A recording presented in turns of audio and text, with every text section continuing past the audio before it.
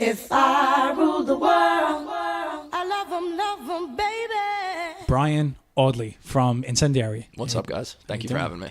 Yo. Well, thanks for stopping by. Here, this is your old stomping grounds. That's right. Nice and convenient. I'm from Center Reach, and here we are in lovely Selden, New York. Yeah, we're just next two door. Center Reach Cougars in the house. It's all the Middle Country School District, though, so That's it. we were on the same lacrosse team. 96 for me. Class of 02. Oh, Jesus. Class of 02. All right, yeah. That. That's my brother, so. Yeah. So, Brian, Yes. I'm glad you came by. I'm glad to be here. Because we've been talking about this for a little bit, and you and your band checks a few boxes for us. As we started this podcast, of course, a focus of what we do is somewhat of Long Island hardcore and Long Island music. Mm-hmm. A lot of the bands that we've had are, their record was 30 years ago, 20 years ago. And of course, these are legendary guys. They either are talking about their past or they're in their reunion phase maybe or whatever it is. Talking to you is important because not only is Long Island hardcore in your band and your DNA, it's an asterisk because you're more than that. You're bigger than that. The band is bigger than just Long Island hardcore, but you also wear that proudly. Yeah, absolutely. And your band is current. Yeah. So there's a few things. There's more than one reason that we're happy to have you here, and I just wanted to make sure you understand like what we're going to do with you. Yeah, no, I appreciate that. And, like you said, Long Island hardcore is in my and our DNA. And I think this podcast does a fantastic job of like documenting a lot of that and giving a lot of people from the generations, prior to mine who, this platform didn't really exist when their bands were active and Right. they didn't have a chance to like speak and tell the stories and talk about the histories of their bands. You guys are giving that a platform, and I think you're doing an awesome job with that too. So happy to be here. Well, thanks. I mean, you don't have to love our podcast to be on it, but it doesn't fucking hurt. Yeah, definitely. And it's, to this day, I still talk to people that I have no idea how to fucking access a podcast, even know what it is. So it's fun to be at the ground level, kind of, to me it's not, because I've been listening to podcasts forever, but some people just like, it's like, well, how do you listen to it? And I'm just like, holy shit. Yeah. Just fucking Google at least. That's there's so many different platforms. So it's fun because you said that those bands didn't have an opportunity. And I feel like we're at that moment where it's so new. And we could tell these stories and recycle and just keep like those bands alive. And then the new bands, you could throw them into the rotation, and people that have like, oh, I've been meaning to listen to Incendiary, and now they'll get a chance to. So Yeah. you could switch over on your Spotify when you're done listening. Yeah. Yeah. I mean, basically with the podcast, sometimes we zig and we move. We always make sure that we come back to doing Long Island hardcore stuff. So as far as you, let's start with you. Sure. Enough about us. What was your first hardcore show? First hardcore show was at Center Reach VFW Oh, okay. in, I think, like, I was in, like, 7th grade, so probably, like, 97, Okay. 98. It was Shutdown, Glassjaw, One for One, Motive, and there's one, if not two openers that escape me right now. Right. But, yeah, right in Center Reach VFW Wow. in, like, 97 or so. Because there was like two, like there was like Center Reach VFW Hall, and then it stopped. Yeah. And then there was like There was like a second wave of it, yeah. Yeah. So this was around that first wave. First I was lucky enough to catch a couple of shows there, and I think, we joked about living in Center Reach and living in Selden, but I think that location was kind of helped me get into everything and have access to a lot as early as it was between, shows happening at Center Reach VFW. I was fortunate enough to live literally like walking distance from None of the Above Records over on Middle Country Huge, Road. yeah. That's a huge place for a lot of Yeah, people, man. Yeah, it really was. Because like when I was, when I moved to Center Reach, when I was in like going into 6th grade, so whatever that is, like 12, 13 years old, I like Nirvana, I like Green Day, I like Offspring and all that. And their sign just said like alternative music, right? Yeah. And it was like walking distance from my parents' house. And I would walk in there trying to find like, different Nirvana CDs and singles and imports and shit. And then, I ended up having access to, when you walked in, that rack of flyers and promo CDs, and I would see 7 inches and see different t-shirts and bands. So I think that gave me a lot of access to things at an earlier age that was really just fortunate circumstances of where I lived. Yeah. Did you learn guitar like all of us, including myself, to Nirvana? Yeah, of course. So easy. Yeah. Yeah, that's what it it was was. perfect. You could like hear when you're fucking up. Like, Yeah, it was like the introduction to like a lot of people. Same thing. Like I was 13 when like Nevermind came out, and like Kirk Hammett from like when I first saw One, that was like the biggest influence. I was 10, and but I just it's one of those cliches. But like I saw Kirk Hammett and I knew that I couldn't play like that. yeah. And then like years later, like Nirvana hit, and I was like, oh, I could do that. Yeah. Yeah, and Yeah. you start playing, and then you learn. And I stuff. recommend that to people too when they're talking about like trying to start playing guitar, or like younger kids that are talking about trying to start playing guitar. It's like, yeah, try Nirvana. Like, it's all basic chords. It's all like pretty easy stuff, and the riffs and everything are so memorable that like you can hear very clearly if you're off or how it should go. Yeah, it's just pure songwriting 101. Like the chords were whatever, but like the actual songwriting was fucking underneath it all was just fucking brilliant. Yeah, but none of the above records being in Center Reach, and then the Center Reach VFW having a lot of big shows that I was interested in that I was able to either walk or ride my bike to, because there's no fucking way my parents are giving me a ride to like anything like that at the time, right? So yeah, a lot of just like being in this area at that time really helped give me access to shit at such an early age. Yeah, it's crazy if you think about it back in those years pre-internet, that if you didn't have a record store like that, you would probably miss out on a lot of stuff. Some people did mail order, I'm sure, especially in Europe to get New York hardcore records. There was a lot of mail order stuff. But let's just say you lived in the middle of the country. There was no alternative, quote unquote, record store. You'd miss out on that whole subculture, because you can find it now. You can just click away and go down a rabbit hole on YouTube. But that like just visual of like walking in, of like picking up a record, flipping it over, seeing who thanked who, and it could change your whole musical existence. Yeah, just having that record store. Yeah, and like again, being that young, like I thought anybody that had like a real CD were like all on the same level, right? You know what I mean? So Absolutely. like the fact that like I didn't know the difference between like a Korn CD and a VOD CD and an Earth Crisis CD and a Metallica. Like I thought everybody was just on that same level of big. Yeah. So like I don't fucking know. Yeah. And so then when I found to kind of bring it back to Long Island, like when I found out that VOD had a real CD and was from Long Island, like 40 minutes away, that was kind of like a big like oh shit moment for me. Like holy fuck, like this band is like Pantera or something, and they happen to be from Long Island too. Obviously, I come to find out that they were not quite as big as Pantera. Not quite. Quite. I mean, hey, some days, some days, there is from what I hear, there. I know. Well aware of that connection.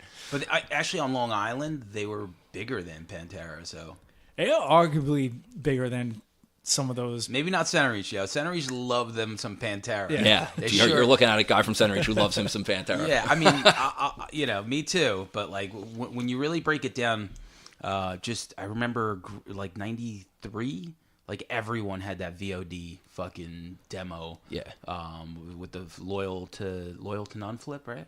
Yeah. The split. Yeah, so it's just like I think you could argue and say that they were definitely on par for sure, because every car in every parking lot was blasting that shit, man. It was Life of Agony, River Runs Red, Biohazard, Urban Discipline, and fucking that anything VOD. That's constantly what was being bumped. Yeah, I believe it. Yeah, I mean, and I would say there was a point where they were the biggest hardcore band. I think they probably surpassed, because I toured with them a bunch, and all the shows were big, and they were like one of, if not the biggest, one of the biggest. They jumped up to par with Sick of It All, and probably in some markets past them.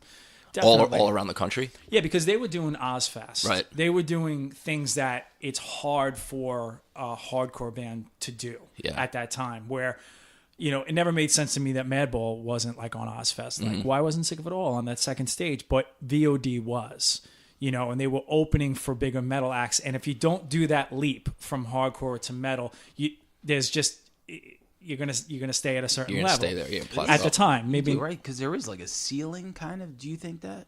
Yeah, because you're in a band. I absolutely think there's a ceiling. Yeah. So, and do you think like somebody like Jamie Johnson Hatebreed was like the band that just broke it open? Yeah, I think they do a great job of trying to like elevate that ceiling and like get, I mean, by and large, their sound hasn't changed a whole lot. They're still a hardcore band, 9 out of 10 songs on every one of their records. And they've done a good job of like kind of bringing that sound to like bigger stages and bigger audience and doing a lot to kind of elevate that ceiling. Right. And Jamie being one hell of a salesman. Yeah. For his bands, his brand, his whole thing, his podcast, whatever. He did Headbangers Ball. Yeah. And that's, like another thing that he did and sort of like, but didn't like do hardcore and be like, we're not a hardcore band anymore. He was like, no, we're a hardcore band. You're going to listen. Yeah. And we're bringing all these guys with us. Exactly. Yeah. And did VOD predate that? Like Ozfest? They did the first Ozfest. The first traveling Ozfest. Okay. It was like an Ozfest. There was like one, but the first like traveling one they did. Yeah. So I remember that was always like a no. It's like the mixing. It's like, oh no, we can't play Ozfest. Who? Like hardcore bands. I think hardcore kids would say you shouldn't back then, Okay, but yeah. I don't think any band would be like, we're not doing that. You know Yeah, what I mean? yeah, Like, yeah. The It's like bands are different. Somebody's putting that opportunity in front of you. Yeah. You're gonna have a much different answer. Yeah, but before, maybe when you're 15, before you get into a band, you might be like, oh, that's fucking corny that they're doing that. I don't know about now necessarily, but back then it was definitely like dividing lines. Yeah, you're playing with fucking Exodus, what the fuck, But for the band, they're like, I gotta sell T-shirts. This is awesome. Yeah. Yeah. It's like I'm gonna have an opportunity to play in front of like 10 times as many people that come to the local hardcore show, which I have every intention of still going back to and playing. Like who's gonna say no to that? And I guess it's always that challenge that you have this audience, and most bands are like, you know what, fuck it. Like the goal is to kind of win this audience over every single time, even if no one there knows you. It's like It's like a challenge. Like let me pull these people in. Yeah, but I do think the ceiling thing is real and it exists. Which like for a band like us, like we there's no like end game for us. There's no like we're trying to like get on Warped Tour next year, or if we take this tour, That's gonna be hard to do. We can do, well, right, bad example maybe. But there's no like, oh, we should do this because that'll help us get to that. Like, we do things if it makes sense and it's a good opportunity for the band, and if it's going to be fun, and that's kind of it. Like there's not like there's really not like an end game like that where we're trying to like break through to this next level. Like we've been fortunate in the last year or two to get some bigger opportunities to play on stages and festivals and things that have a much higher ceiling and bigger exposure and a lot bigger bands. But it's always been like, it was always like, that's a great opportunity for our band and for us to play to new people. So hopefully the next time we come through that part of the world or that part of the country, some of those come back to the hardcore show. Right. But yeah, it's never been we've never looked at anything as like a stepping stone or a gateway to something bigger or anything like that. Right. And because I want to get into the history of Incendiary, but since we're here right now, like what I noticed about your band is you're doing it in a way that is, we work full time. Yeah. And we do this band. Mm-hmm. And is that freeing? Yes. Rather than like limiting. Yeah, like sometimes the job feels like it's limiting the band, but in another way, does it free? It's a very delicate balance that we're very fortunate to have struck, and that all of us are on like the exact same page with it and have been since the beginning. But yeah, I mean, I'd be lying if I said like, sometimes we get some cool offers and we get some cool emails in the inbox and it's like, damn, that would be sick, but I got work on Monday. But the difference is too, it's like we never like, it's not like we were a full-time touring machine and then slowed down because life got in the way. It's like, we started this band as a part-time band. We had all done music and done bands full-time in other capacities. I toured a bunch and tour managed and roadied a bunch for a couple years before Incendiary. Dan had, Matt had, and this was the band that we all started doing kind of like after that, when we started slowing down anyway, but we still wanted to be like in the conversation, we wanted to be opening our friends' shows. We wanted to be active. We wanted to be playing music and hanging out and being creative with each other. So this is the band that we started around after all that. So we had started with a very part-time mentality, but we were pretty clear that we didn't want to be relegated to part-time band status and just like or local band status where you know, if we get an email from, hey, come to Boston and play the show, we're not just going to turn that down because, oh no, we're just a local band, we can't play Boston, you know. But yeah, Dan broke it down to me on the other show, Red River. I bet I know the analogy. I forgot because he sums it. Yeah, he's proud of that one, and he sums it up very well. But go ahead. No, go ahead because Dan coined the term very early on, the hardcore reserves, where that's it, right? I knew it. Yeah, shout out to Dan Lamelli. Dan Lamelli, Danny Hammer. Yeah, he called it 784. Yeah, Selden native. He called it the hardcore reserves. He says we give 1 weekend a month, 2 weeks a year, and that's like the commitment that we make to the band. And I you know, love that is fucking awesome. Yeah. So that's the way we've always operated, you know, and like we never just flat out declined anything or like thought anything was like impossible because we're a quote unquote local band. We would try to figure it out and see if it makes sense. So, you know, we would start playing in like our immediate radius, like, okay, yeah, we can go up to Boston on a Saturday, or like, yeah, we can get down to Philly on a Sunday. We'll just have to come home and get to be tired at work Monday. That's it. And then, you know, we operated like that. The other thing is we have a fucking blast doing this. Right. You know, like we're all friends first. We've been friends anyway. So like any opportunity for us to get together and hang out and travel a little bit and play music, like we look forward to it, you know? So that radius just started like expanding a little bit. It's like, oh, maybe we can get down to Richmond on a weekend and play a show. Yeah. And then, you know, we got an offer from Florida in Orlando, and it was, you know, a band that has a very local mentality, or is, you know, maybe not as, you know, still excited about the commitment you have to make certain things like that happen. Yeah. May have like, you know, turned their nose at that, but we were like, fuck, some kid in Florida wants to book us. Like, we're going to try to get down there. Right. Yeah. And that was kind of, you know, that allowed like a kind of like a focal point for us to base our first little East Coast tour, quote unquote tour. It was like 8 shows or something around. Right. But yeah, you know, we just never really we never thought anything was impossible. We just always tried to like make it. If we were offered something and somebody wanted to see our band or was interested in our band, no matter where it was, we would try to make it work. If at all possible. Now, what was the name of the first record? The first record was called Crusade. Like, so once you put that record out, like, do you notice anything different about the vibe once you start playing to, like, you know, as compared to your other bands? Yeah. So the first time I thought that people liked us for us was we put out a 7-inch just before the first LP called Amongst the Filth. That was 3 songs, and there was one song on there that would actually get a reaction and kids singing along and moving. That was just our own song. And that was the first time where I was like, oh shit, people like us for us, not just because of the, like, you know, cover we may try to do in the set to try to win people over. You know, people are into us for us. But I think Crusade definitely helped. It kind of like anytime you put out an LP, I think it's taken with some more gravity. You know, like it.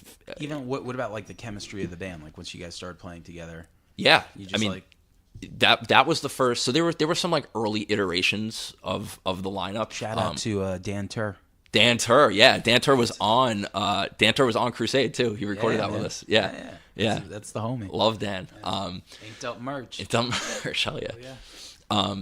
Yeah, Dan Tur was on Crusade, and everything. You know, that was Dan did a lot of was on that record with us, and I think, you know, when we committed to doing an LP, I think that made people take the band just a little more seriously, because an LP is like a bigger body of work and a bigger commitment, and takes a lot to make something like that happen. So I think, you know, releasing an LP gave the band a little more credibility like that too. But if we're talking about like, you know, a noticeable shift in when people like actually cared about the band, Cost of Living, our second LP that came out in 2013, 14. You got your notes here? 13. Thank you, George. Fact checking me here. Came out in 2013. That was a very big like watershed moment for the band. Like Incendiary shows before and after that record were very different things. Yeah, and you know what's incredible too is like the way you describe your band, the part-time band, which might sound like a dirty word, usually happens after a band is really huge. Yeah, and then they taper it off. Yeah, you know, like they do it successfully part-time.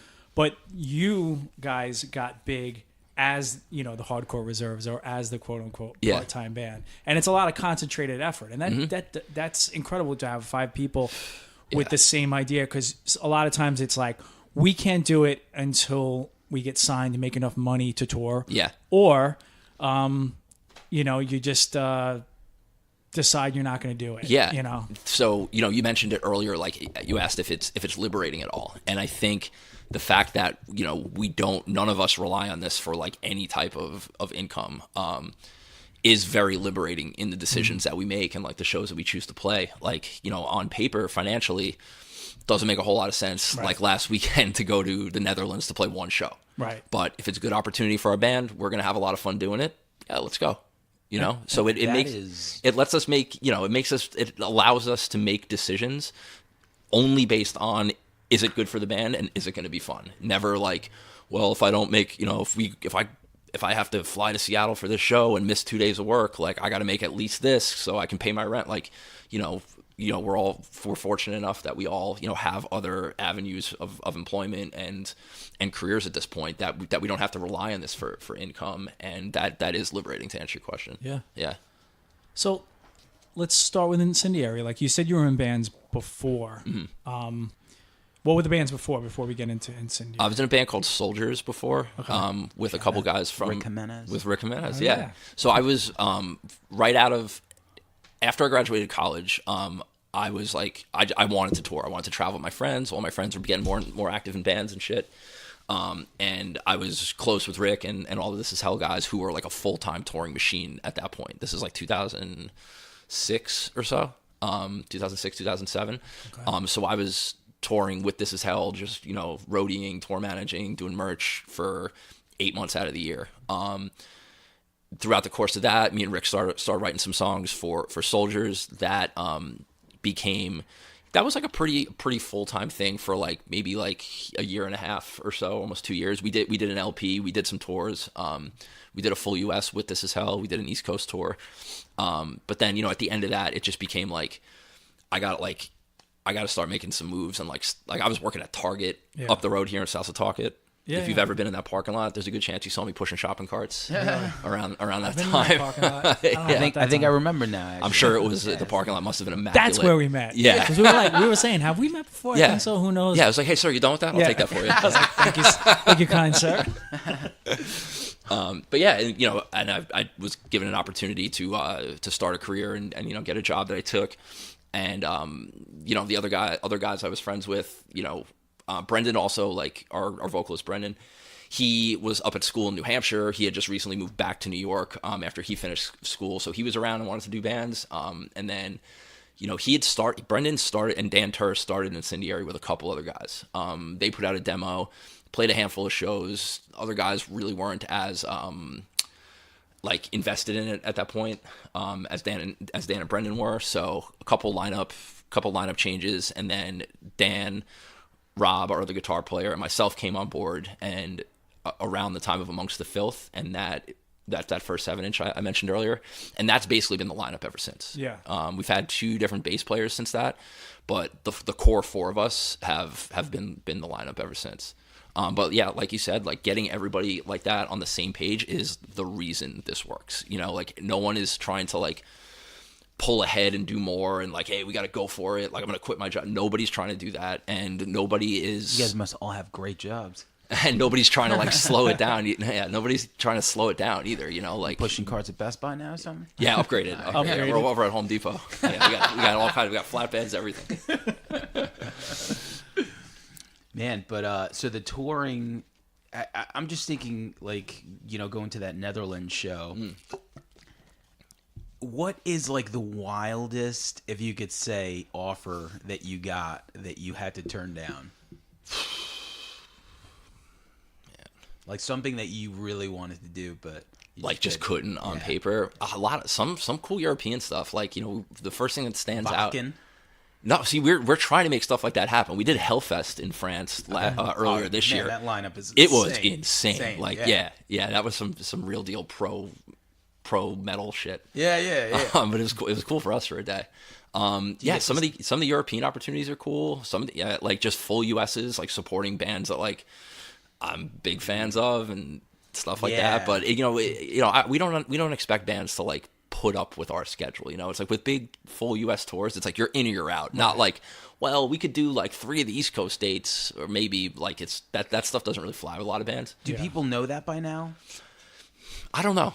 I think to be honest, I don't really want to be as like vocal and out about that, like we don't tour, we're part-time, like, because I feel like it might, if people know that, it may take our name out of the hat for a lot of stuff, right? But anybody who's paying attention probably knows that by now. But you know what, like I'm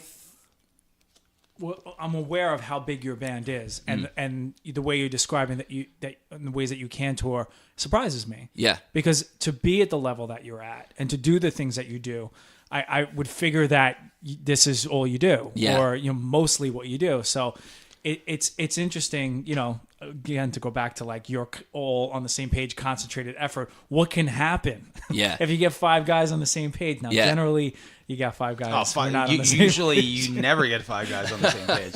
Yeah, and I think that like the fact that we don't do as much as like I would like to be doing, or like we don't get to play and as often as a lot of people would like us to. I think it kind of helps, makes the show a little more important. Like, we have like a very nihilistic, we still have like a very nihilistic approach to shows that we play, where it's like, we never thought we would be playing here ever. Right. We may never play here again. So if you care at all in anywhere in this radius, this might be it, right. So I think that kind of helps keep our shows like a little more like special and urgent, because the chances of us playing like are that small, and it's not like, I just saw Incendiary come through 2 months ago, right? I'm gonna skip it tonight, or like, they're coming back next month with a package I like better, I'm just gonna go to that one. That's how it is now, because like record sales are just everything's streaming now. No one's really buying records, so like all these like major bands like come through like 3 times a year, with different packages, so it's like you're not playing that game, so that's good. Like, and that kind of gives our records, I think, a lot more of like a shelf life, like we're, I don't know when this will, like we just confirmed some shows in Texas that'll be in February, not announced yet, it's very new, but I'm sure by the time this comes out we'll announce those. But that's like, we've been a band for over 10 years. We played Texas one single time. We played a festival in Houston, and that's it. So Dallas and Austin, like, and at the state of Texas at large, like, we have never really played before, so it still keeps it fresh and keeps people excited about it. Yeah, look, I'm actually gonna be there on my birthday too, so that should be cool. Yeah, my band got to play South by Southwest a very long time ago, and it was like bananas. That's like, cool. Just completely, just a mob scene of bands playing everywhere in every hole, and like, it's crazy. Yeah, so we'll see.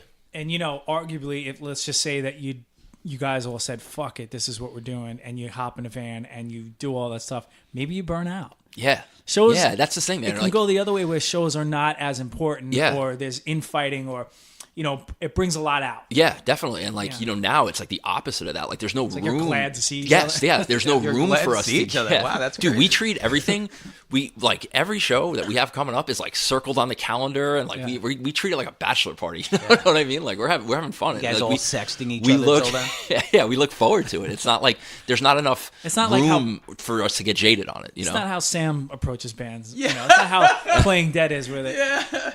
Who knows if they want to see each other or not. We don't. We see each other at practice and shows, and that's it. Well, we're all like friends anyway. Like, we were all in Brendan's wedding. Like, our other guitar player Rob's getting married in a couple weeks. We're all in that wedding. Like, we're friends anyway, so we're kind of stuck with each other. You see how it could be, Sam? You're getting all this. We operate like the Pixies.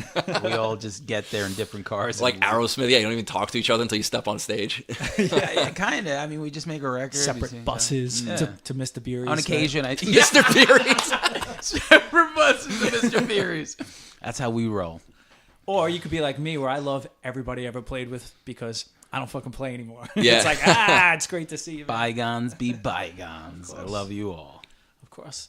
So, you as you got into Incendiary and the band starts to get bigger, you're saying around 2013 you saw that change happen? That was, so between the first LP, Crusade, and the second LP, Cost of Living, we did a handful of split 7 inches because, quite frankly, those were the only opportunities we had to release music at the time. Like there weren't like labels or anything like knocking down our door or like Right. like trying to release music for us. So if somebody would hit us up like, hey, we want to do a split 7-inch with you and this other band, we would take them up on it because that's the only offers we had coming in for anybody to release our music. So we did 3 split 7-inches, and the last one we did was with a band called Zabalba from California, who we ended up becoming very close with. But Justin from Closed Casket Activities reached out to us about doing that one, and that was kind of our first exposure and introduction to Justin and Closed Casket, and it went very well, and that was kind of the start of our relationship and kind of where we found our home for releasing music through that. So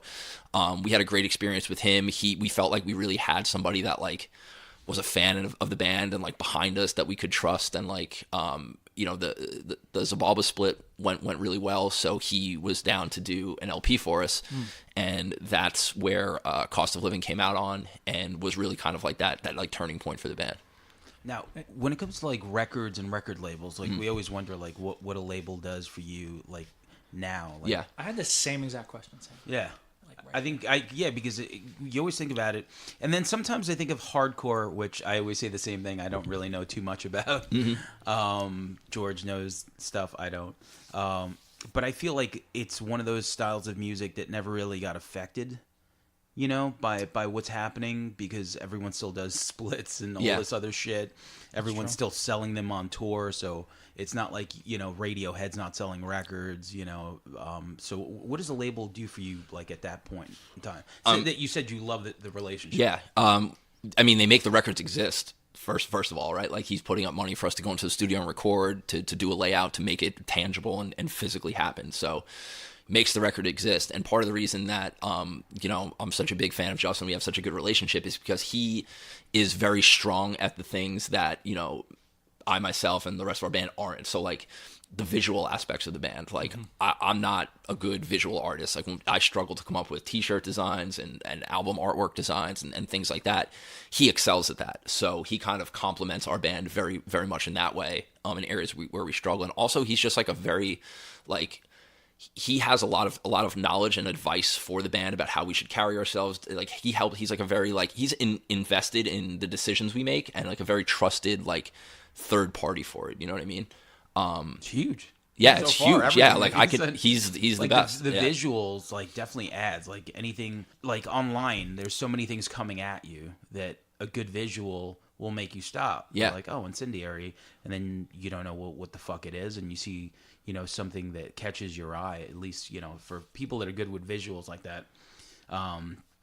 Music now is just, like, so easily, like, I could pull up anything on my Spotify, which is awesome, but it's also, I could pull up way too many things on my Spotify. Yeah, I have that problem with Spotify where I kind of go blind, right? Yeah. Because you can listen to anything. Yeah. You don't know what to listen to. Right. It's like option paralysis.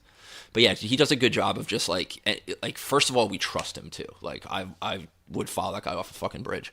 And yeah, he makes the records exist. He helps us out with decisions. He's like a big cheerleader for us, helps get our name into conversations that maybe we wouldn't be in ourselves. And he's taken the label to like a huge point now. He's like, in my obviously biased opinion, like probably has the biggest label in hardcore and has developed like a very certain, like, a very specific, like, lane and sound. Like you can kind of like his label has like an identity. You know what I mean? Like you can. What is the hardcore scene like now? What are some of your peers besides, like, Backtrack? Some of our peers now, I mean, the biggest bands in hardcore now are all kind of like on that cusp we were talking about earlier of like that ceiling and like trying to break through. So you have, a band like Code Orange. Yeah, of course. That's trying to They're comes from hardcore. They're they're- doing some things a little different, and they're really trying to like make it Definitely. through that ceiling. Right. Power Trip.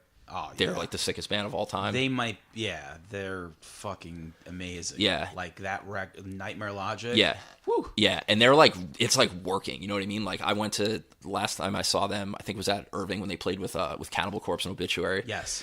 And, we grew up like playing with and trading shows and playing festivals with Power Trip for the last 10 years, right? And that was the first time I was watching them, and I was like, holy fuck, like this is no longer like I'm watching my friend's band have a good show. I'm like, this is a real deal metal act, like Yes. in their prime, like absolutely fucking killing it, and like pulling in metalheads, getting them to do like the fucking chants and put up the horn. Like it's just like because working. they really ride that crossover like wave. Like it's like I know hardcore kids that love them. I love them. Metal kids love them. Yep. Like they and they everyone. fucking hustled, man. Like every time they would play New York, it was never like you would see their tour dates come out and be like, oh, like it's never like you knew it wasn't just going to be the one show on their tour. It's like, all right, there's going to be like the punk after show at the Acheron, or like, you know, they're gonna do like a smaller hardcore show somewhere else in Brooklyn, like around that. Like they fucking hustled and touch and draw from like each different crowd, and it's like they're reaping the benefits of that now, and it's completely well deserved.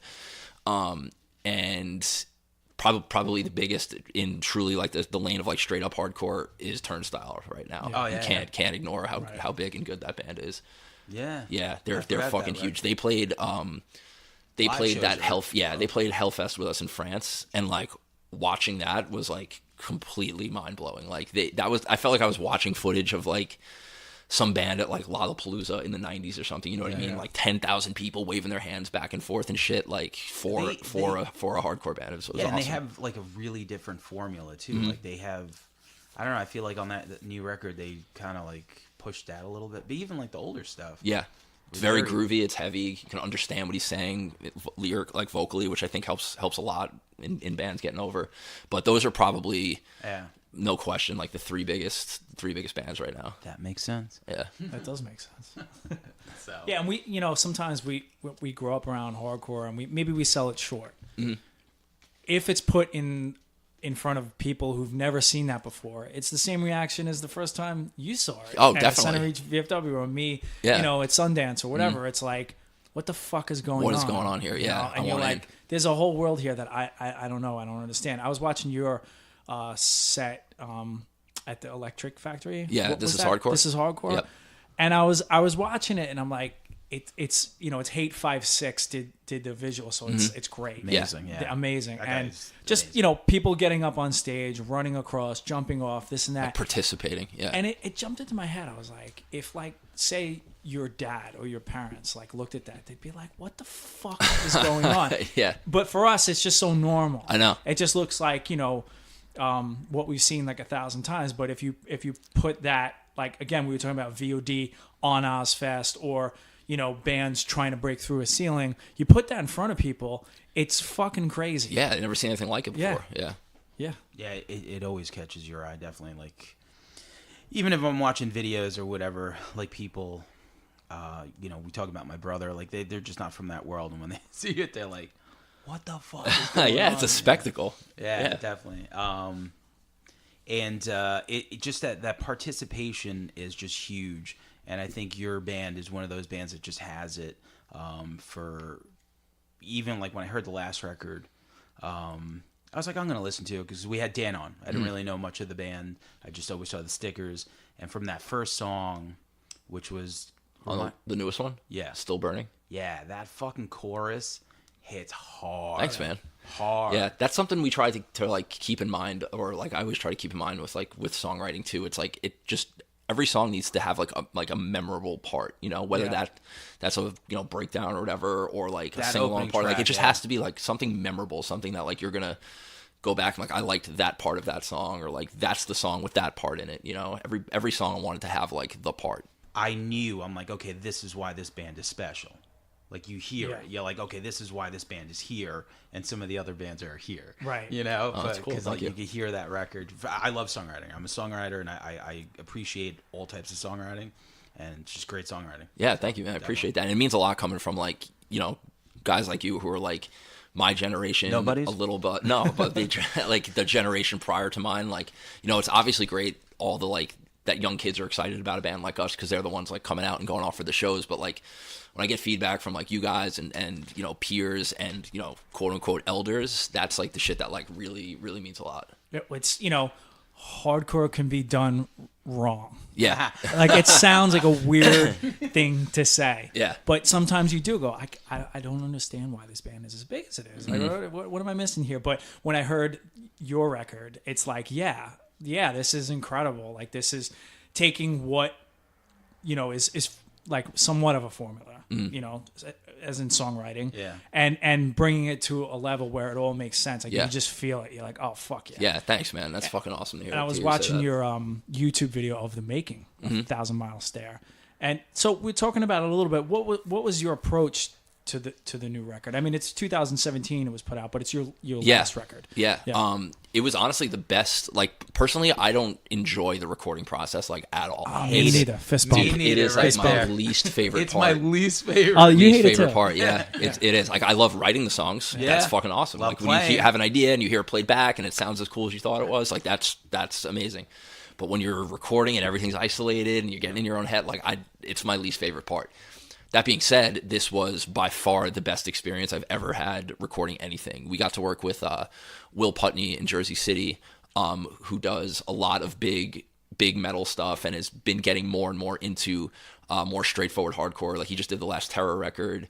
He did the Vane record, which is big right now. Yeah, very big. But before that, he had done stuff like Every Time I Die and the Acacia Strain, a little more like polished metalcore.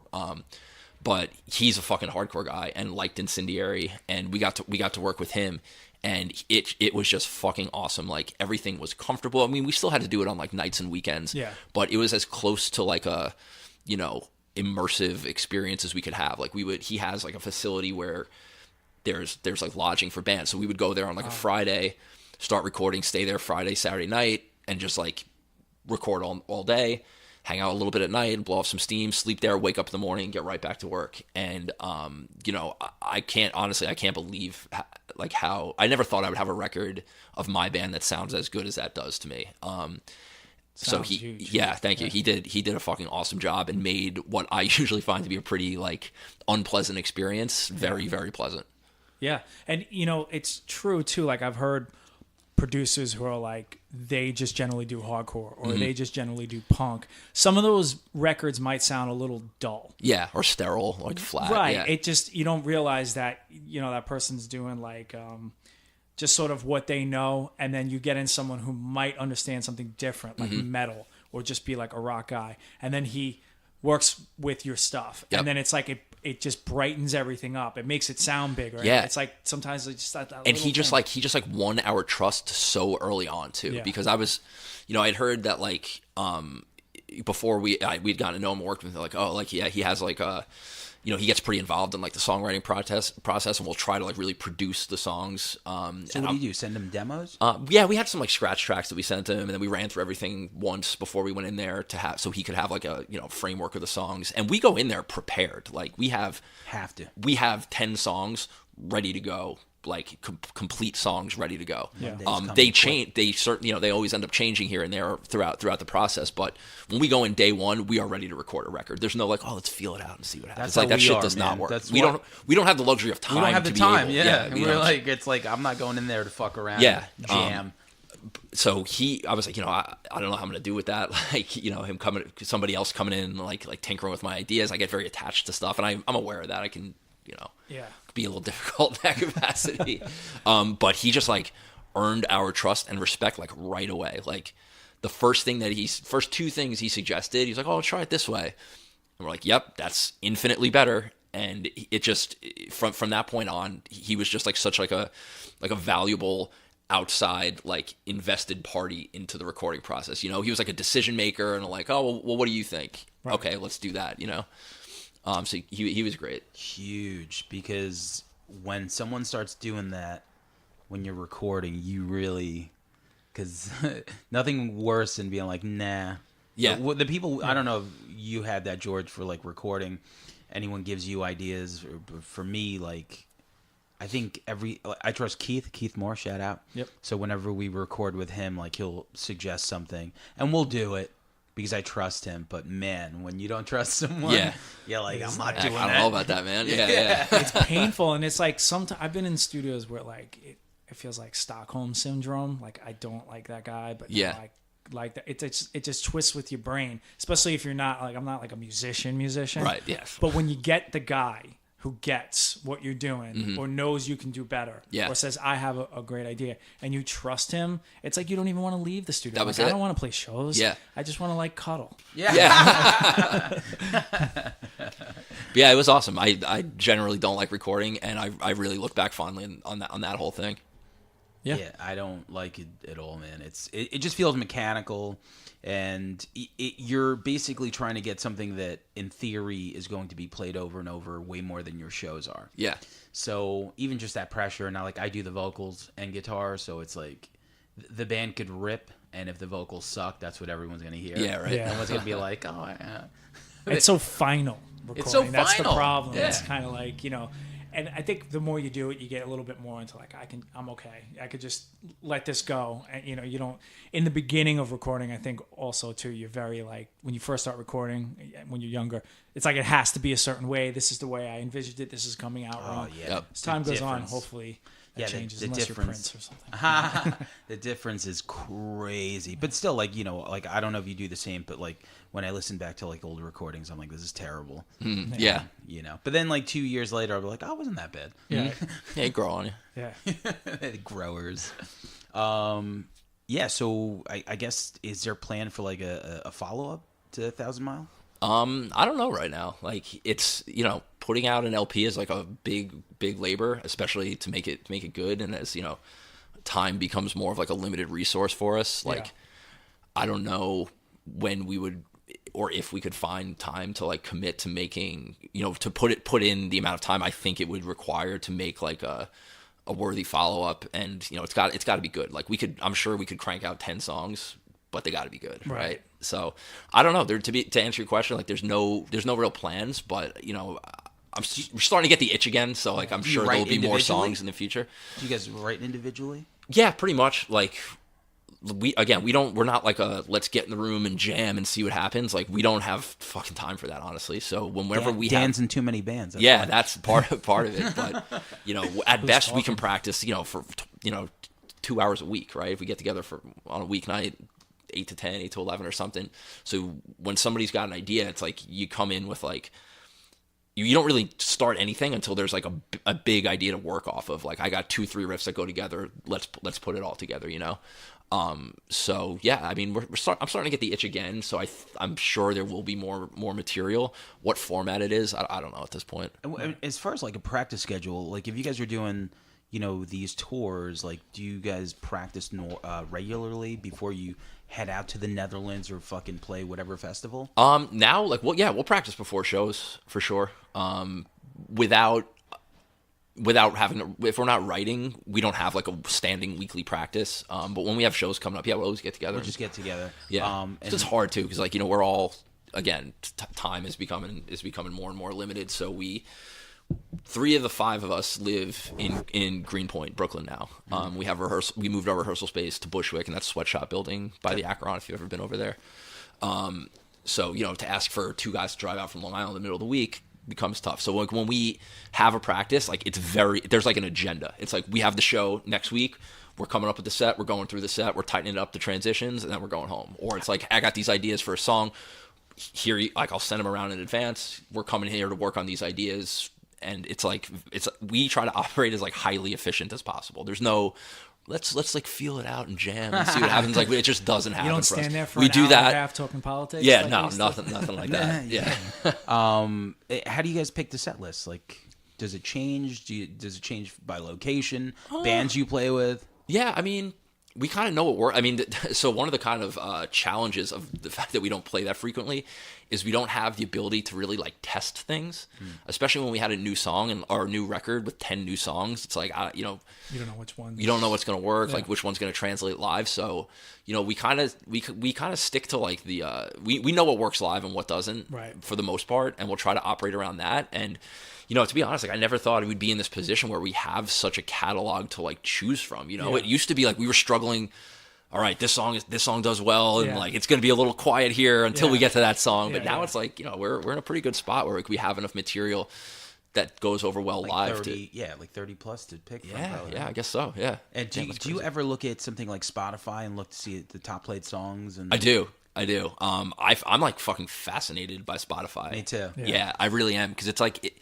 it's the first time where like there's like kind of like a way that you can Keep track of everything. quantify Yeah. a band's like level or popularity or something, you know. Absolutely. There's like a number attached to it. And Brendan and I do it all the time where we're just like quizzing each other, like, yo, how many monthly listens do you think this band has or that band? That's Like, funny, because Yeah. I have the Spotify for artists. yeah, thing. same. Okay, Yeah. Which is genius, man. Like, I mean, you know, if that can like really inform a lot of your decisions, like it breaks down like by location, like where your listens are coming from. So if I see like, you know, the UK is creeping up on the list, it's like, oh shit, we should probably get back over there, you know. Right. It can really like help inform a lot of like your decisions and strategy. It's amazing. It's my favorite $10 that I spend fucking a month. Yeah. And as far as like the breakdown and all that other stuff, like I just started pushing it for our band like this year, probably, I think. So we just released a record like 2 weeks ago. So I'm like constantly like looking at it, being like, oh my God. Yo, you know what's a fun game? We were just doing. I think you guys will like this. We were just so I mentioned our other guitar player Rob is getting married in a couple weeks. A couple weeks ago, we were in the Poconos for his bachelor party, and you know, middle of the woods, nothing to do.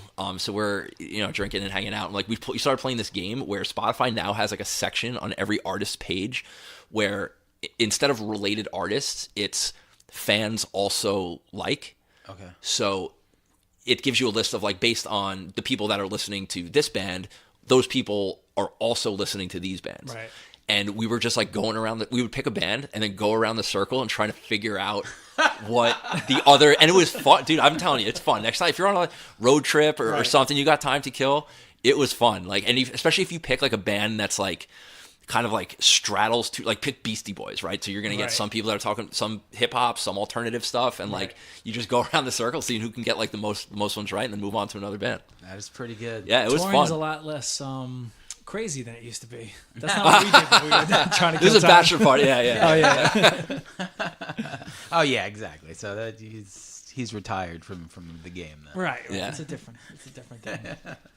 I wanted to bring this up too because I saw pictures of you and Gavin. Yeah. And Vlax. So you train with Gavin. Yeah, Brendan and I both do actually. Yeah, Okay. we've been going to his Muay Thai gym in Bushwick for the last like 2 years or so, and he is fucking awesome. I mean, just like a total like inspiration in like every way. Like obviously, Guitar. yeah, Amazing. yeah. If that, I mean, even that is huge alone, right? Yeah. And then you get in there and you just find out how much of like a wealth of knowledge and experience and like motivator he is for conditioning and training in martial arts and like all of that. And you know, he's really given a lot of people in hardcore and music like, you know, access to something that they may not have otherwise been into. Like, I'm not into martial arts. I wasn't basically at all, but like, you know, I'm a pretty physical guy. I like working out, I like exercising, and I was seeing guys that I'm friends with through music and bands that were never athletic getting really into this thing. And I was like, oh, I wonder what's going on there. And it made me check it out. And I've been in love with it ever since. You know, I've been doing it for like 2 years now. And I get it helps me put a lot of the energy that, you know, I need to blow off after work into something positive and something constructive. And, you know, it's kind of like the fact that Gavin is doing it and comes from like our world, it's kind of like vetted already for me. You know, it's like, I'm not going to go in there and there's not going to be a bunch of meatheads and jocks and dickheads filling up the gym. It's going to be guys who are like-minded, trying to get a workout and, you know, kind of on the same page with everything. And it translates well for the physicality Definitely. on stage. Yeah. What you do live. Yeah. It's like, you know. Helps get the cardio up. Yeah. Yeah. I mean, I mean, what's a hardcore band without, you know, a decent amount of running all over the place? Yeah. And that's another example of like kind of like that like elder generation, like really like reinforcing and like validating like what we do. Like when Gavin from Burn has something nice to say about my band, that like fucking blows my mind. Absolutely. You know what I mean? It's like the fact that he even listened to it is crazy, let alone found something in it that he enjoys, you know? And another example of that, I guess a friend of the show, last 2 summers ago in 2016, when Silent Majority did the reunion shows to benefit Rob McAllister's family, when Tommy Corrigan asked us to play that was like, wow. Yeah, that was like, I remember like leaving that show that night and being like, that's the most like important show we'll ever play. You know, the fact that like the guy along with yourself who kind of like wrote the book on this, right, and like built this thing that has been such a like foundational impact on my life and like shaped my life is kind of giving me his stamp of approval and like picked and like, you know, giving me his stamp and like thinks that we're doing a good job of like carrying on the thing that he built. Like in my head, I was like, this may not be the biggest or best show, but this will be the most important show I ever played. And it was a great show too. Yeah. We had a fucking great time at it. But and Tommy, I know Tommy well. Tommy doesn't give a stamp of approval unless he really fucking means it. So there you go. It was like that's probably the most important show we'll ever play. I can't imagine anything topping that. Yeah, I mean, it was fantastic. It was for the right cause, and it was something nobody thought was going to happen. Yeah. I was like, they're just not going to play. Yeah. Like, and Rich how isn't fucking going to do crazy is it. the demand too? Like 2 shows sold out instantly. Yeah. Like, yeah, it was. It's amazing to me. Like, even when we did the interview with Tommy, you know, it's like he's a friend, and we have a certain perspective on Silent Majority. I knew they were big. I mean, I'm not, you know, but the reaction to the interview, the reaction to Silent Majority, Yeah. it just goes on and on and on. yeah, legends. And it's Just also legends. that they didn't do 15 reunions. Yeah. They didn't, you know, so it was just like, you know, kind of like a perfect thing to do. And it was a great time. Yeah, I'll never forget that. Absolutely. And there's something else you guys did with a wrestler. Oh, yeah. What So was we that? worked on some entrance music for a wrestler in NXT, which is the WWE's kind of like developmental league. Okay. Named Aleister Black. We worked on some entrance music for him. Yeah. And then Brendan actually got to perform it for him, like doing like a live entrance for him at no kidding. at the event that they did at SummerSlam at Barclays last summer. Which I saw a video of that, I think. yeah, that was fucking crazy because I'm also like a huge wrestling fan. I keep that pretty close to the chest because I understand it's not the coolest thing in the world. But you and Rick, man. You yeah, and Rick. yeah. I mean, that's part of the reason we get along so well. Yeah, it has a lot to do with it. Yeah. So that was like just like the total like crossover, like two things I'm like super into. So our other guitar player Rob, he went to Berklee Music School up in Boston for college, and one of his college friends two of his college friends now write, produce, record all of the music for WWE, for all the wrestlers' entrances, all the themes for the shows, all the the promotional materials. These guys like write and record and do everything. So about I guess like last year, the year before, I don't even know. They one of them moved to Greenpoint where we all live, and Rob and his name's John, like they kind of reconnected, and he found out that like John was working for the WWE, and I'm a big fan, so they connected us, and I was just like totally validating this guy, his like whole deal. I was like, wait, you did his song and this song? No way. Yeah. So he moved to the neighborhood. We started hanging out and seeing each other around more, and then he was tasked with writing a song for Aleister Black, this guy who wanted a hardcore song, and gave him a bunch of hardcore bands to reference in terms of like what he wanted his song to sound like. So he hit us up and was like, yo, like, this guy wants a hardcore song, like, can you guys help me out? And we're like, fucking absolutely. Mm-hmm. So, I mean, they still did a lot of the heavy lifting with like, writing and producing the song, but we all came in and kind of helped like advise them, like, maybe do this part less, repeat this part here. Yeah. And then Brendan did the full vocal track. We all did did the gang vocals on it. And yeah, dude, like that was just such like a fun night to do, like getting to like approach songwriting through, hardcore songwriting and then also a wrestler's entrance. It was just like the intersection of both of my interests. Yeah, there. A wrestler's like entrance, any fighter's entrance is fucking huge. It's fucking awesome. And dude, the timing couldn't have been better for us because like we hadn't put out a record in 4 years, and this guy debuts in April. Yeah, in April, and our record came out in May. So it was like we got so much like attention and like people like just finding out about the band right before we were about to put out our first record in 4 years through that. Because dude, the reach of the WWE is like nothing I have ever seen. Yeah. Like the amount of people that follow that and like will look at everything and go down the wormhole figuring out like who was on what. Like shit, we got to interview a wrestler, man. We do. You do got to interview a wrestler. Is Chief J Strongbow still alive? I don't know shit about wrestling. Neither do I. It's well, okay. I do up to like 1990. Yeah. That's like... Might be tough finding guys from back then. Is Paul Orndorff still alive? We need him. Yeah. What about Tito Santana? Roddy Piper? I mean, I just remember... Piper passed. Piper's dead. He's dead? Yeah. Well, that is my extent. That's okay. That's Hulk Hogan. Yeah, I'm trying to maintain some semblance. I'm a cool guy here, so that's about as much time as we should devote to professional wrestling. Well, let me ask you.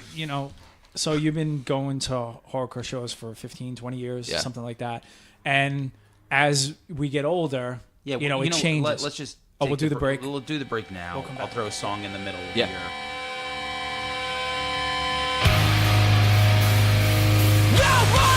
Dark eyes never seen so clear. To look beyond everything you fear. Connect the past to a present you hate. You just shake your fucking head and walk away. I'm the one, I'm the one, I'm the one who still believes there's something left deep inside you. There's no hope hidden a clenched fist. There's nowhere when you believe in this. Still beating, still burning. Uncontrolled, tiring. Still beating, still burning. Fan the flame, stake your claim. Open your eyes, we're one and the same. Still burning.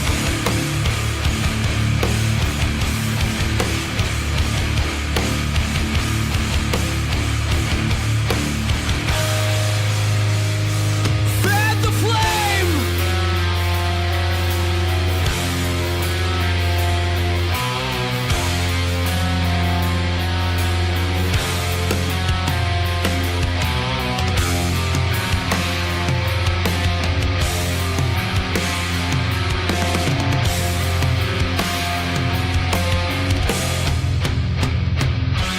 Hearing voices in your head, feeling tightness in the chest. A chip on your shoulder and the smile hit the rest. You can't come, no you can't feel. We gotta know some pain to show we're still here.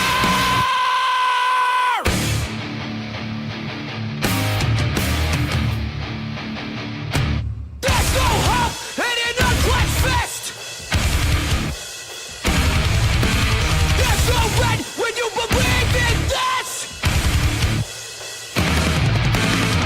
Still beating, still burning, still beating, still burning, still beating, still burning, still beating. Bushwick? Yeah. Good karaoke bar too. Oh, did you? Yeah. Okay, cool. Yeah, we're rolling. So wherever you were. So I wanted to ask you, you've been going to shows for 20 years, going to them and playing in them. And I actually never thought it was 20 years, but it's pretty fucking close. I think now you said 97, 97. It so would have been 21. 21. Yeah. When I was around 14, 34 now. Yeah. Yeah. Damn. It's crazy. And sometimes hardcore changes for people. Yeah. Like what it means, the reasons you got into it. What does it mean for you now? Like what I don't know if there's a way to always describe these things, but I'm asking, try. Like what does it mean to you these days?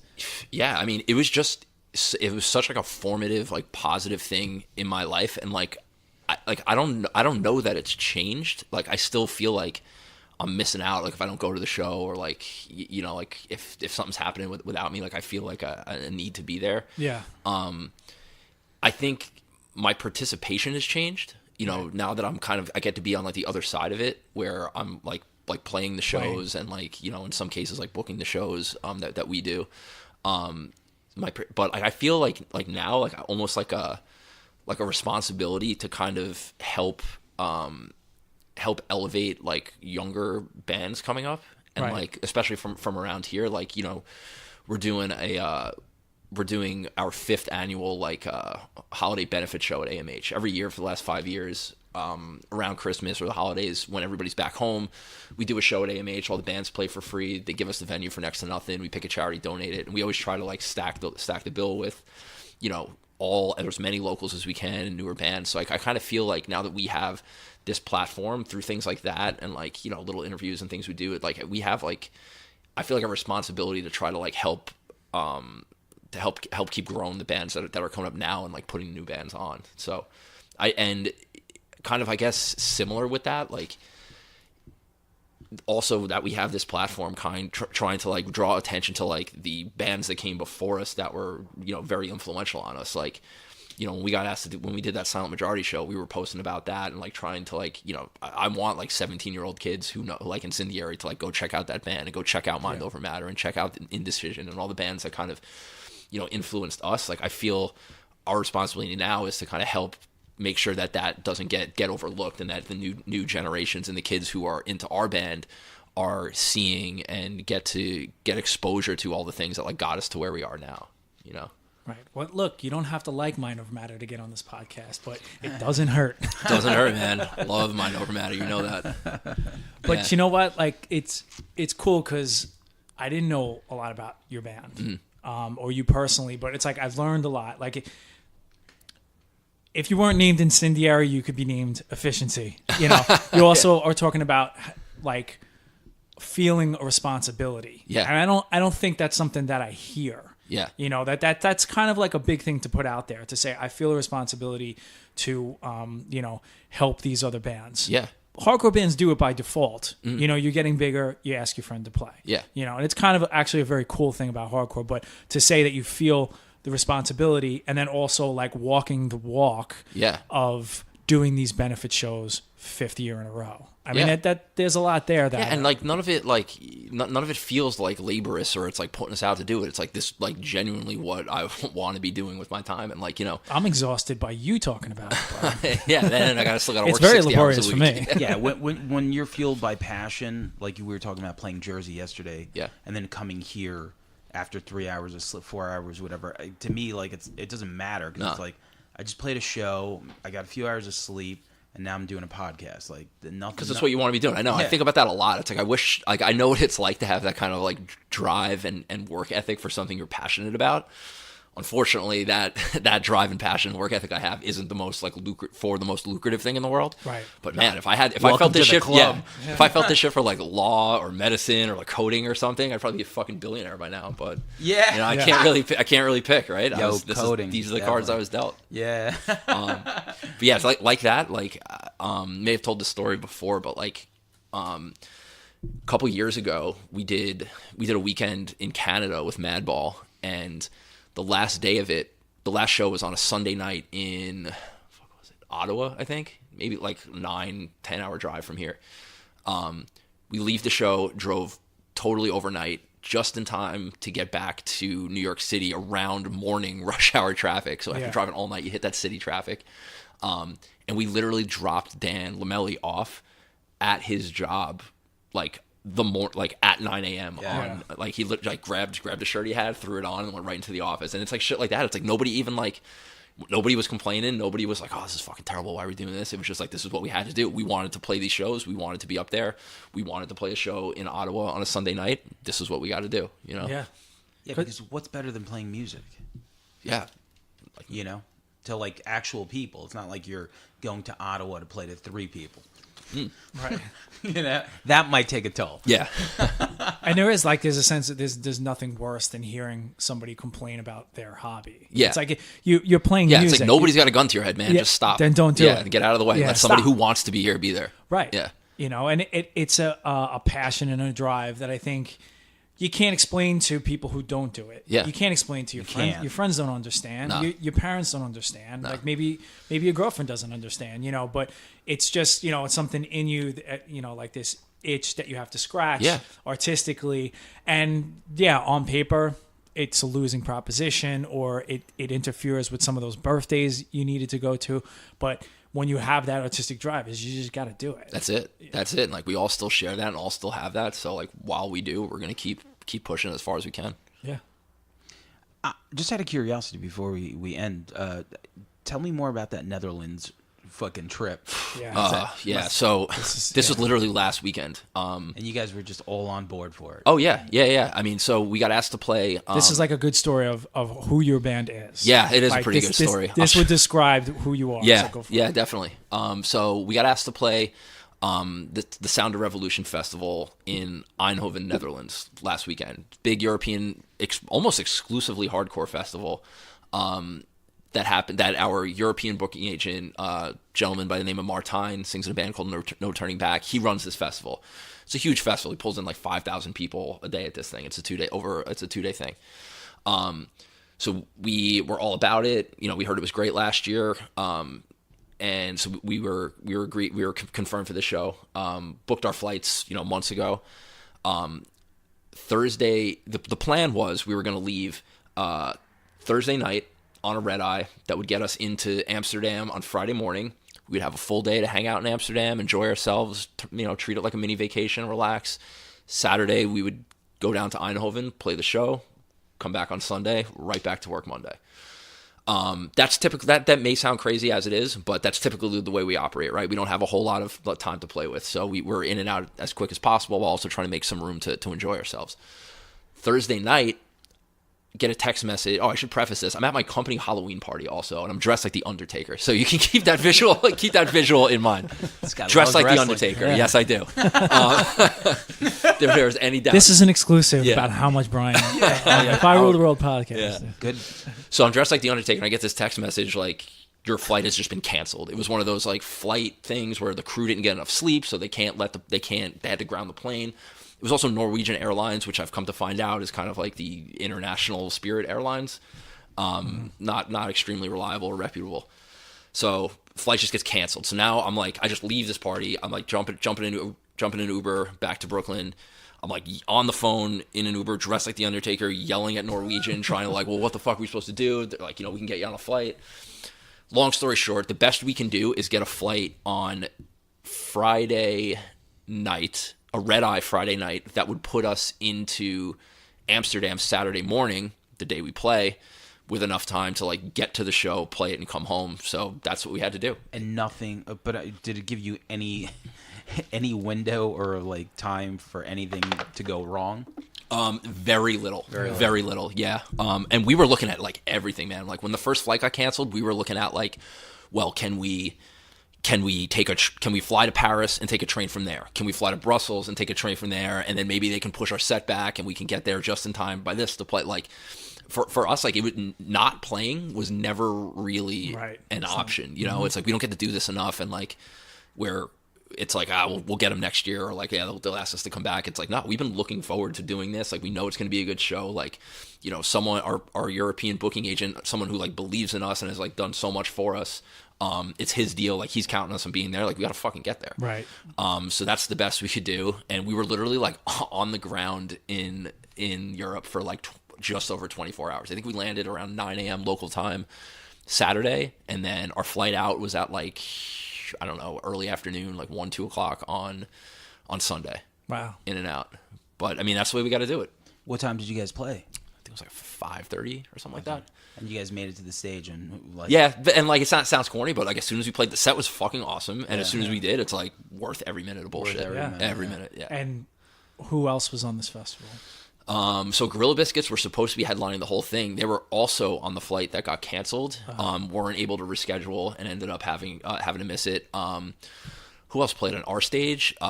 Comeback Kid, who's a great band that we've been friends with for a while. Earth Crisis, who I fucking love. It was awesome to see them. Agnostic Front, I mentioned them earlier. Some newer bands, band Trail of Lies from Syracuse, super heavy. They played. I'm trying to think who else played the main stage. Sworn Enemy played, another New York band. And there's some punk bands too. I forget. I think Propaganda played like the day before. I know Dag Nasty played the day before. Yeah, a ton of bands. I mean, it was a similar type of lineup to like a This Is Hardcore festival, just in Europe.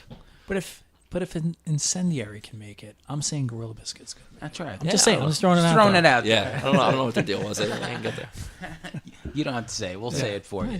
I'm saying what everyone's thinking. You know what was cool though? So actually, Walter was in Europe already. Wait, so he still plays when they play? Yeah. Oh my god! Mm-hmm. Shout out to Wally. Yeah.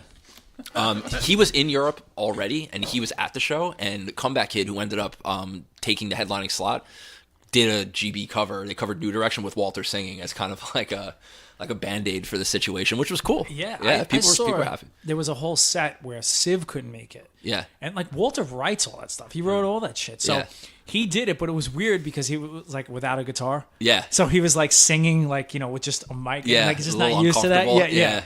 But he killed, he Yeah. did. We just played with Gorilla Biscuits a couple weeks ago, actually, in Queens. Oh, that's right. right. Yeah. Because the Jizza was the other night. That's right. Yeah. Yeah. So we did it was like a Thrasher skateboard Well, yeah, 'cause demo Vans- thing, and Vans sponsored this huge free show in Queens. The first night was like a hip hop show with Jizza and a bunch of other people, and then we played on Saturday with all hardcore bands. It was like GB, Negative Approach, us, Culture Abuse, Fury, a bunch of bands. It was fucking awesome. Culture Abuse played? Oh yeah, Really? yeah, oh yeah. They play a lot of hardcore shows. They're one of those weird bands that, like I remember the Get Up Kids being adored by hardcore kids, and now They're adored by this hardcore kid Me right too. here. It's like Like, top 3 favorite bands ever, probably. honestly, yeah, like that's one of Yeah. on my band one of the biggest influences. We used to do Holiday of all Yeah. things. But Culture Abuse is like they sound like the Strokes. Yeah, I agree with that. But they come from hardcore. They have the ethics of a hardcore band. Amazing. Like, they have Good the for delivery of a hardcore band live. And they released one of the catchiest albums Yeah, of it's great. 2018. It's Probably great. the catchiest Yeah. album. So very cool. All right. Last? It's not going to shock you, but I don't know who that is. Yeah. Anyway, do the last question. Okay. The name of the podcast is If I Ruled the World. And today we ask you, Brian Audley, if you ruled the world, what would that look like? Man, that's a heavy question. Of course. You know what? I'll go with the first thing that came to my mind. I would eliminate alternate side parking in New York City.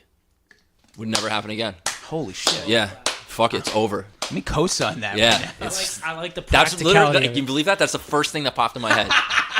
If I didn't have to, I have a car. I live in Greenpoint now, which is like, Greenpoint is like I used to think it was like a college campus of Long Island hardcore people or hardcore people in general.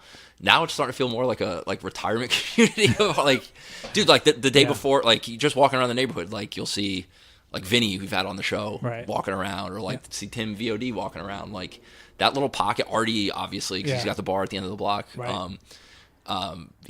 Greenpoint is like a little hardcore retirement community now. We used to play Matchless all the time. Matchless. I live man. like 500 feet from where that used to Yeah, be. man, all the time. I love that venue. So, well, And you know what?